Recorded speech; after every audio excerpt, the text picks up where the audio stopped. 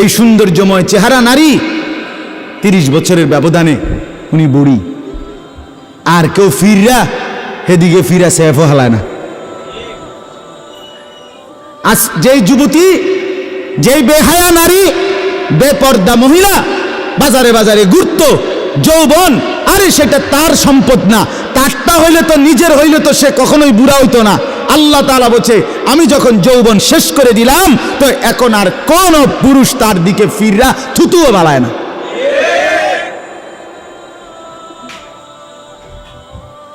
থুতুও ফেলে না। হায়াতের প্রত্যেক মুহূর্ত আল্লাহর দান। দুনিয়া অল্প ক্ষণিকের, দুনিয়ার প্রত্যেকটা অবস্থা পরিবর্তনশীল। এই যে বৃষ্টি হচ্ছিল এখন নাই, আবার একটু পরে হইতে পারে। এই যে অন্ধকারে ঢাকা, এটা স্থায়ী না, একটু পরে আবার সকাল হবে। এই যে চমৎকার আলো, এটা স্থায়ী না, একটু পরে আবার সন্ধ্যা হবে। এই তো হাসতেছে লোকটা, কিছুক্ষণ পরে আবার কাঁদবে। এই সুস্থ মানুষ, কিছুক্ষণ পরে আবার ব্যারাম, রোগ।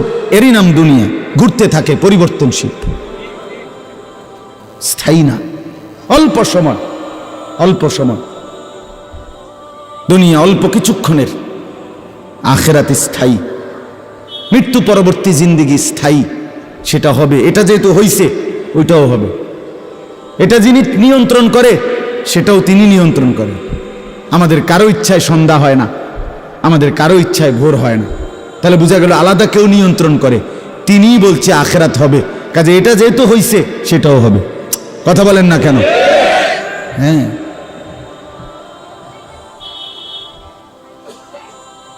বলে বাসর রাত যত আকর্ষণীয় রাতই হোক, ভোর হয়ে যায়। জেলখানার রাত, ফাঁসির রাত যত মুসিবতেরই হোক, ভোর হয়ে যায়। দুনিয়া এক অবস্থায় থাকে না, এক হালাতে থাকে না বাপ। এজন্য ছেলেদেরকেও বলি, বাপ জিন্দেগি সুন্দর করো। তোমার এই হাসি থাকবে না, তোমার এই সুস্থ সুন্দর সুঠাম দেহ থাকবে না। আমি কালকেও আমার শায়েখ আরিফ বিল্লাহ হাকিমুন নাফস আল্লামা মুফতি মুশতাকুন নবী কাসিম হুজুর গতকালকে পাবনা গেছেন। তো আমি এর আগে আমি গেছি, হুজুরকে বলছিলাম, আমি আপনার মাহফিলেও বলছি, আমি পাবনা মানসিক হাসপাতালে এই গত মাসে দেখতে গেছিলাম। দেখছিলাম বয়ানের পরে, ওই যে বাংলাদেশের সবচেয়ে বড় মেন্টাল হসপিটাল যেটা পাবনা না, এটা ওটা আমি দেখছি ভিতরে ঢুকে। আসর থেকে মাগরিব লম্বা টাইম ওয়ার্ডে ঘুরে ঘুরে আমারে দেখাইছে। তা আমি যদি 500 পাগল দেখে থাকি, তার মধ্যে 490 জন হইল জোয়ান। 490 না, 495 জন হইল যুবক। বুড়া দেখছি না 2 জন বা 3 জন। বুঝছেন? সব যুবক। হ্যাঁ, এজন্য বাপ যে মাদকাসক্ত পুনর্বাসন কেন্দ্র, যেগুলোর মধ্যে ড্রাগে যারা মাদকে আসক্ত হয়, যাদেরকে চিকিৎসা দেয়, এগুলোর মধ্যে ঘুরে দেখে আসো। সব কি 90 বছরের বুড়া? কথা বলেন না কেন? সব যুবক, সব যুবক। যেখানে সবচেয়ে অত্যাধুনিক বাড়ি, দালান, বিল্ডিং বেশি, সবচেয়ে সম্পদশালী বেশি, আপনি সেরকম প্রত্যেকটা শহরে প্রতিটা জায়গায় দেখবেন ওই জায়গায় সবচেয়ে দামি ভিআইপি এলাকা যেখানে, ওইখানে মাদকাসক্ত পুনর্বাসন কেন্দ্র বেশি। আমি নিজে দেখে আইছি। আমাদের কুমিল্লাতেও সবচেয়ে গুরুত্বপূর্ণ, সবচেয়ে বেশি এলিটরা যে জায়গায় থাকে, আমি নিজে ওইখানে বয়ানে যতবারই গেছি, যে দিক দিয়ে তাকাই দেখি মাদকাসক্ত পুনর্বাসন কেন্দ্র বেশি। ধনির দুলাল, সোনার চামচ মুখে দিয়ে যে জন্ম নিছে, রাজপ্রাসাদ আর অট্টালিকায় যে চোখ মেলছে, আহা, সম্পদ আর প্রাচুর্য কিছুরই অভাব ছিল না, কিন্তু আখলাক আর চরিত্র নষ্ট করে, মদে আসক্ত হয়ে, নেশায় আসক্ত হয়ে জিন্দেগি শেষ করে দিছে, শেষ করে দিছে। রাসূলুল্লাহ সাল্লাল্লাহু আলাইহি সাল্লাম বলছেন, মান শারিবাল খামর, যে মদ খায়, নেশা করে, তার 1 নাম্বার লানত হইল তারাকাস সালাহ, সে নামাজ ছেড়ে দেয়। 2 নম্বর লানত জঘন্য। নবীজি বলছে, আহা, বলতেও লজ্জা।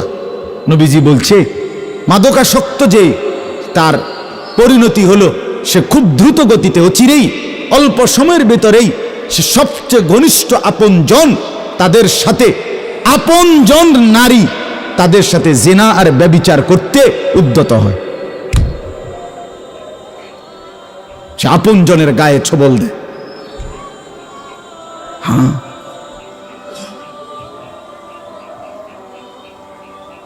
এজন্য জিন্দেগি গঠন করা, দুনিয়া নিয়া খুব বেশি মাতামাতি চলতেছে, খুব বেশি দুনিয়া সাজাইতেছে সবাই।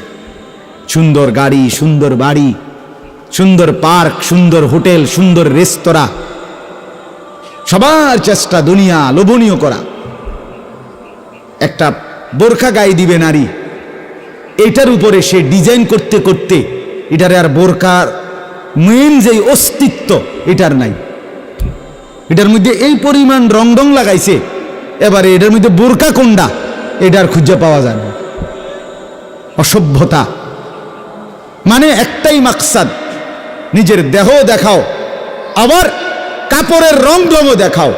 তাহলে হায় বোন, তোমার পর্দা কোনটারে বলে? তাইলে পর্দা কোনটাই বল। যদি বেড়াই ঘাস খায় তো সেই বেড়া দিয়ে লাভ কি?